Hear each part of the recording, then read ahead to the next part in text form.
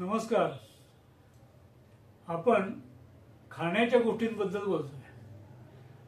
हिवाळ्यामध्ये वेगवेगळ्या गोष्टी खाण्याचाही आनंद असतो आणि आयुर्वेद जसं खाऊ नका सांगतो तसं काय खा हेही सांगतो.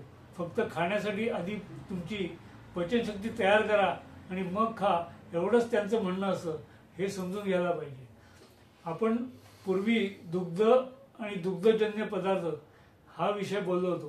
त्यात एक विषय राहिला होता, तो आपण आज बोलू, आणि तो म्हणजे खवा.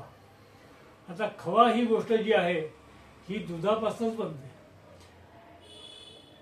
असं समजा की चांगलं दूध असेल तर त्याच्यापासून साधारण 200 ते 250 ग्रॅम खवा मिळतो. त्यामुळे आपण जो काय खवा खातोय त्याच्याप्रमाणे आपण किती दूध प्यायलंय हेही आपल्याला कळू शकतं. त्यामुळे ज्यावेळेस दुधाचा खवा होतो त्यावेळेस त्यातलं पाणी आटून जातं हे बरोबर, पण त्याच्यावर वेगळे संस्कारही होतात आणि त्यामुळे पचायला थोडा जडही होतो. कारण त्यातला जलीय अंश असतो तो सगळा निघून गेलेला असतो आणि शिल्लक राहिलेले प्रोटीन्स आणि फॅट्स जे राहिलेले असतात ते आपण खवाच्या स्वरूपामध्ये खातो. आता खवा दोन प्रकारचा आपल्याला खायला मिळतो. एक गुजरातीकडनं आलेला खवा आणि दुसरा कर्नाटकाकडनं किंवा महाराष्ट्रात तयार झालेला खवा. महाराष्ट्रात तयार झालेल्या खव्यामध्ये थोडं स्निग्धतेचं प्रमाण वेगळं असतं आणि त्यामुळे तो लागतो वेगळा. तसंच गुजरातीकडनं आलेला खवा जो आहे तो दिसतोही गोरा आणि लागतोही वेगळा. आणि त्यामुळे या दोन्ही खव्यांचा जो परिणाम आहे तोही वेगळा वेगळा आहे.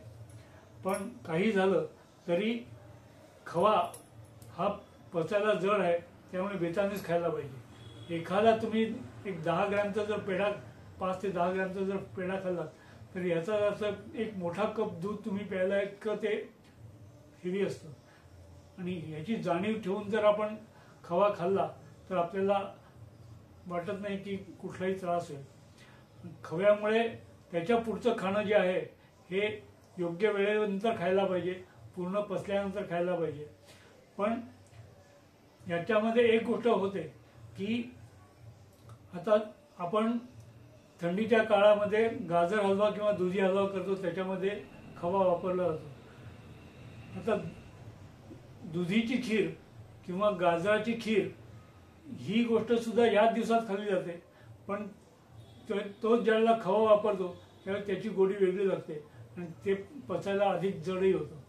त्यामुळे अशा तऱ्हेने जर आपण विचार केला तर या दिवसात काय खावं, आपल्याला काय पचेल ह्याचा जर विचार केला तर कुठलाही प्रॉब्लेम आपल्या आयुष्यात येणार नाही आणि आपलं जे पचन आहे तेही चांगलं राहील, आरोग्यही सुधारेल, यात तिळमात्र शंका नाही.